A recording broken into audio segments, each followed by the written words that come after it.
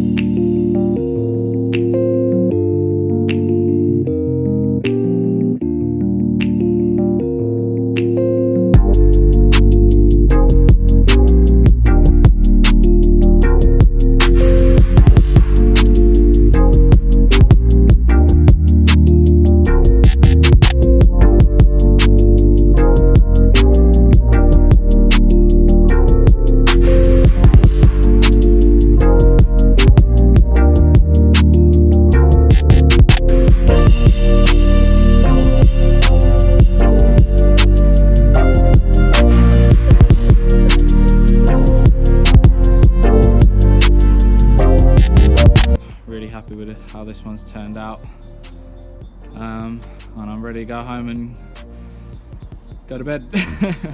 Cheers guys.